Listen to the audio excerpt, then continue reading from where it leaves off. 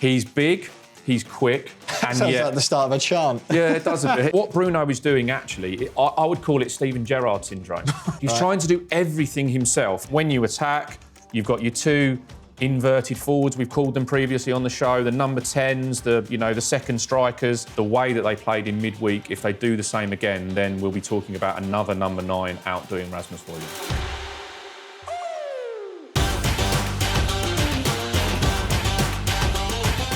Manchester United host Fulham on Sunday afternoon in the FA Cup 5th round as Ruben Amorim tries to extract some silver lining from the cloud that has been this season. I'm Will Pugh and I'm in the Tactics Exposed studio as ever with Sunsport's tactical guru Dean Scoggins. Dino, it's Tactics Exposed team talk and we've got a new setup ahead of a huge FA Cup game. Yeah, it's very nice this, isn't it? Absolutely lovely. We have got a young, talented Portuguese manager taking on Man United.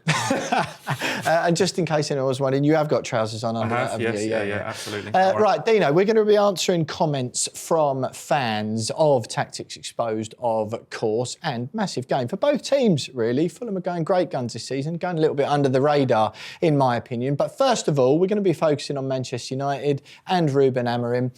The comment is, why did 3-4-3 work for Ruben Amorim at Sporting Lisbon, but as of yet at Manchester United, with them 14th, it really isn't working?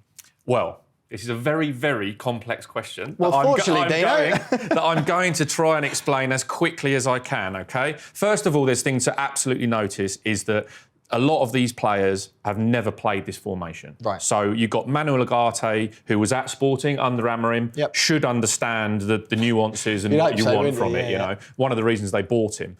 And then you've got Harry Maguire, who's played 3 at the back for England. De Ligt a little bit in his career, but a lot of the others, you know, the lack of specialist wing-backs until they bought Dorgu was a problem, and the central midfielders, which we'll come on to, are a big problem, right? But we should explain... Use our new tool. Absolutely. We should explain the why he plays 3-4-3. Yep. Simplicity is that the wing-backs provide overloads in all positions. So you don't have 3 at the back, because when you're defending, you have 5 at the back. Yep. OK? And then the ball progresses into midfield. You don't have just your 2-man midfield. You have the 4-man across the midfield, including the wing-backs. And if the ball's on this side of the field, a defender would step in here. If it's on this side of the field, a defender would step in there. So you have another overload situation here with more players on this line, OK? Makes perfect sense. And then when you attack, you've got your 2 inverted forwards, we've called them previously on the show, the number 10s, the second strikers, and your wing-backs pushing on, so you have a 5-man in this period. So obviously, straight away, this is hard-working wing-backs who have an enormous job to do in Amorim's formation. So until they signed Patrick Dorgu at the end of January, they didn't really have a specialist wing-back. Amad Diallo filled that space on the right a couple of times, but then Amorim decided he wanted him in the front 3, and then we had Garnacho tried out here, we've had Dalot, who's not quick enough, we've had Mazraoui, who's a good defender and ball player, but not quite good enough, you know, agility-wise and speed-wise to play in those positions. So to me at the moment, they don't have enough of the right players, and that's the reason it's not working. So it sounds like another one of those systems we've spoken about a lot this season, which relies heavily on those traditional fullbacks. But why is it exactly? What are Man United or the players they've got doing or not doing compared to what was happening at Sporting that this means it's sort of a bit of a struggle? Well, at Sporting, there was an enormous amount of trust. And we have to say that a lot of times at Sporting, you're playing against lesser opposition, OK? No disrespect to the Portuguese league, but this is not the Premier League where, there are the top teams in Portugal, quality European sides. The lesser teams, you're talking about the middle to the end of the Championship, that we're talking about quality-wise here. So this group, you have to get into your heads how you're playing in each of these different game scenarios, and at the moment, they've only seen a few of them. It's going to take time. Amorim said it's taking time. The biggest problem for me, and we'll come on to the midfield and Bruno Fernandes on another one of the comments, is that some of the players are actually moving too far out of their positions, which then means that you find yourself in a scenario where you're overloaded instead of the other team. So give me an example. If you have... Hojlund is getting a lot of criticism at the moment, so he's making lots of runs runs up and down this line. If he makes a run down this channel and nobody gives him the ball, and you've got a number 10 up here, and you've got maybe Ugarte moved in here, and your wing-backs push right up, and the ball doesn't go into this area, and then the other team win it back in this area, they are massively overloaded in this area going the other way. And it's a huge problem because you're not playing the pass that has come off the training ground. It's not instinctive to you. You're not playing the right way. About 5 or 6 occasions last night in Manchester United's game against Ipswich, or the midweek game against Ipswich, I was checking it out last night, that Ugarte comes into a position over here to receive the ball, and the wing-backs out wide, and they don't give the ball to Ugarte. Yeah. And it's like, well, that is clearly a set move off the training ground. So they go into a position where this was Ipswich, but Fulham will do this, where they'll block that pass off. And then in here, they've got a scenario where they're 2v1 against the other midfielder, and then Fulham are in this position where they've got more players on the other side of the pitch as well, because you've got Manchester United players not being utilised. Yep. It sounds like, Dino, that's going to take a little while longer for those ideas to settle into the United's players' head. Reds fans will be desperate for that to happen soon, of course. Question number 2, Dino, settle an argument for us here. This question's come in on the YouTube comments. Is Bruno Fernandes Manchester United's best player, or is he overrated? Now, I've got a really quick answer for this, Dino, but I'm going to let you describe to the audience exactly what you think about this. But Bruno's stats this season, OK? In the Premier League, 6 goals, 7 assists in 26 appearances, 23 goal contributions in 39 games in all competitions this season. That probably tells you what my quick answer is. What's your slightly longer one? Well, you're right. The stats say he is their best player. He's their best performer anyway this season. Maybe he's their least bad player. Yes, that's fair probably at the moment. Look, you can't fault his effort, OK? But this is one of the things I was talking about in the 3-4-3. Amorim's formation is actually quite rigid. So what you have to bear in mind is that you're going to have a centre-back, 2 midfield players and a striker who are not really going to deviate from their positions very much. Which one of these is Bruno then? So Bruno is predominantly this left-hand side player of the midfield too. Ugarte's been playing there. Kobbie Mainoo, who's not played very much lately. Bruno did start in this number 10 position, and we did an episode on that before. That first game against Ipswich. That's right, and I actually predicted that I thought Bruno would move back into midfield in this Amorim formation. However, now I see a different problem. So I was right in his move, but probably wasn't the right thing to do. What's going on now? But these 4 players in the middle here are the rigid players in the formation. So as a block, they should move up and down the field together. So it's a Maguire, Ugarte, Bruno and the striker, which has been Hojlund the most of the time. And then you get your movement and your overloads from the other players shifting around that middle square, if you like, diamond, whatever shape you want to call it. So talk to me about Bruno. So what Bruno is doing actually, I would call it Steven Gerrard syndrome, where he's running around too much. He's trying to do everything himself. And look, the stats would show 80-odd touches against Ipswich in midweek to Ugarte's 30-odd. He's getting involved more. More assists, more touches, his heat map is everywhere. So there's no doubting his effort. But what that means is, against really good quality Premier League teams, is that overload thing again. So what Bruno did, I noticed it 3 or 4 times. De Ligt would come out wide here to receive the ball from Onana from a play out. Harry Maguire would drop in here and Yoro would come over towards this side. Nothing wrong with that. That's just we're going to play out this way with 1 extra player.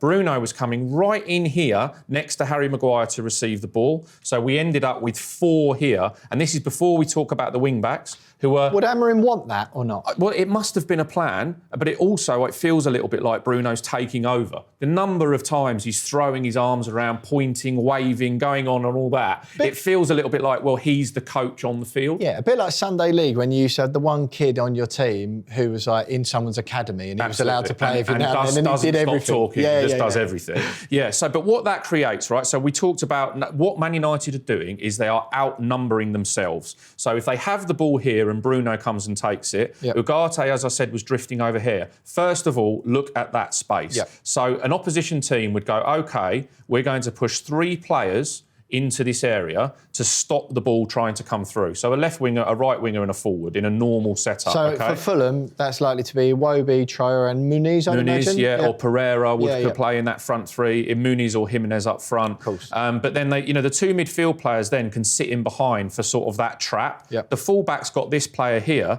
and you end up with a scenario where you've got 4, 5, 6, 7 players in a defensive area being blocked off by 3. And if that 3 is beaten, you've then got only 3 forwards with 6 or 7 players going forward the other way. So you are actually outnumbered everywhere on the field, and the only real outball you have is if the ball goes out towards the right-hand side and then it's switched to the other wing-back. There's this big diagonal ball that keeps getting played, and that gives a midfield player, a right centre-back and a right-back all the time in the world to get back into these defensive positions here to, again, be 3v2. All right, how do you fix that then? And particularly on Fernandes, how does he counter that? And what's he doing there? They've got to trust the centre-backs more on the ball. And so if you leave the defensive shape as it is, so as we say often, right, most teams defend in a 4-4-2 shape. Regardless if they play 3 at the back, 4 at the back, 5 at the back, they end up in a shape where they defend a little bit like a 4-4-2. So if we put Bruno in a more suitable midfield position here, where he plays, he should play,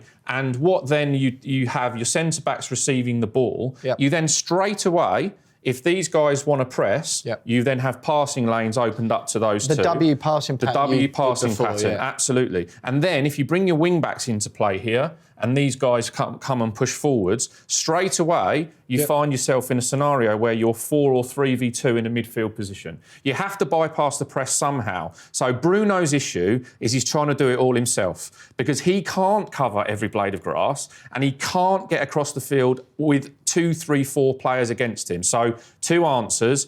Yes, he is their best player or their best performing player, but he's doing too much and he needs some of the others to step up around him and stop, I call it, not passing, it's shifting responsibility. So Maguire giving him the ball in a defensive position is not passing the ball, it's saying to Bruno, go on, then you do it. Yeah. So there's both sides of the coin there, but he needs to play in the team setup, not Bruno ball. It does sound like that's just a bit of an issue of him not trusting his players to do their, or his teammates to do their jobs at the moment. Absolutely right, Dino, comment number 3, Rasmus Hojlund. Now, I've got another quick answer for this, to be honest, but Rasmus Hojlund is not the answer for Manchester United, and he never will be. He's the one at the top. Talk to me. It is difficult, this. It's really difficult because he's big, he's quick, he's a handful for defenders.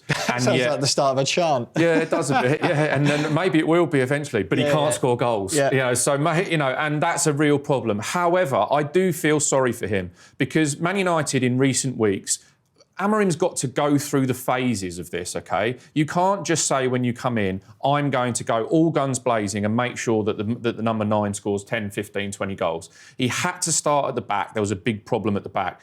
They played very well against Manchester City, did a really good job at Liverpool. They did actually a really good job against Tottenham the previous week in defending as a 5, overloading the wing-backs at the back so you become a back 5. And then it does cost you going forward. So, as I say, it ends up in this position where you've got Hojlund battling a box in there of 2 defenders and 2 midfield players. And you've got to feel for a guy who's all on his own. Even an Erling Haaland is going to struggle against that many players, okay? Now, I'm not comparing Erling Haaland and Rasmus Hojlund for a start before the comments go mad after that. Yeah, but he's making lots of these channel runs and running along the line of the defences. The ball isn't coming. Part of the problem there is Xerxes, who I would say is having a really good little spell, trying his best, but he is never, ever... That might be the most patronising thing I've ever heard you say. But he's the wrong type of player for this formation, okay? Right. So he's doing a good job because they've got a lack of forwards. Whether they should have sold Rashford or let Rashford go on loan or not is another matter. Right. But he is not going to beat a man up the outside here, drive into the area and put a cross in for Hojlund to run. He's not that player, That's not his game, okay? They're playing with a right back in Mazraoui or Dalot, not a wing back on the right-hand side. So similarly, they're struggling to get up the outside and beat a player as well. But isn't that what they thought he was going to be, Mazraoui? Just quickly. I think Mazraoui is much more of a utility defender who could play on the right of a back 3, either side as a wing back. But what we talked about with Amorim before was that he likes to have a balance. So if you have a more defensive right wing back, Mazraoui or Dalot, then your left wing back is your attacker. So that has been Dorgu in recent weeks. Obviously, the red card means that's going to be a problem. So again, how's that affecting Hojlund? So it's affecting Hojlund because on this side of the field is where all the attacking threat is coming from, okay? So Bruno working with either Garnacho or whoever he plays as that 10 on this side, and then it has been Dorgu. So teams are set up for it. You know, they're set up to say, well, right, we're going to come into this area and defend, and we're not too worried about Xerxes or Dalot the other side doing this for pace. So it's an absolute understanding that we block this off. Look, Garnacho's going to beat players at times, but the service is not coming for Hojlund. And but one thing I would say against him, right? His attitude at the moment looks like a broken man. Right. And he's got to shake that off. He is only young, 22, 23, but he's played a lot of football. He's been playing first-team football for 5 years. He needs to work this out a little bit quicker. He needs to conserve some energy where he's chasing lost causes.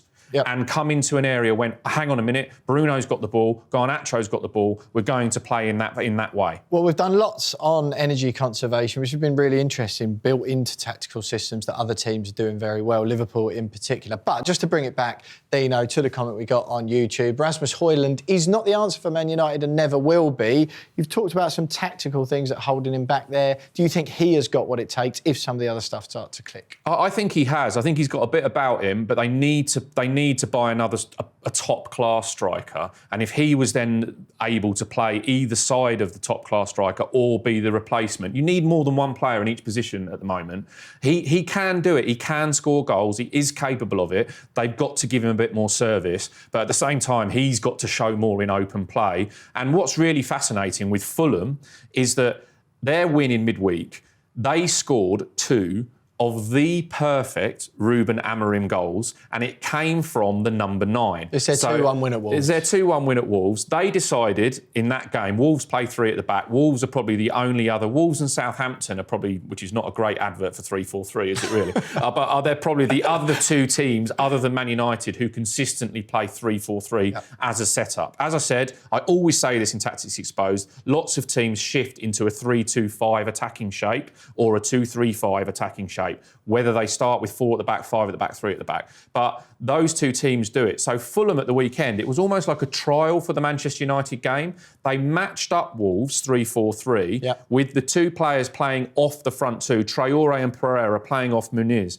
And Muniz gave Hojlund an example of how that should be played as a number 9. The first goal was played up into him. He had 2 defenders with him, which of course means he's providing the overload. He's got 2 defenders attracted to him. He then lays it off to a 10 bombing past him. The 10 plays the wing back in behind, and the wing back scores. Amorim would have been going, here we go, boys, this is how we want to play. Second half, they get the ball into a wide position, and then they play from there. The number 10 drops into a space, plays the number 9 in on the diagonal run, scores again. Another perfect Amorim goal. The only Amorim goal missing was the winger driving into the box and the cutback. So Fulham could, this week, match up Man United as a 3-4-3 and actually out Amorim and show them how it's done. So it's going to be a really interesting matchup. 2 Portuguese coaches. I'm a massive fan of Marco Silva. Doesn't get talked about enough. And Man United have got another big test on their hands at Old Trafford. Massive game for both teams on Sunday afternoon. But we're going to do Dino's decision. Rasmus Hojlund versus Rodrigo Muniz. Head to head, who's going to come out on top?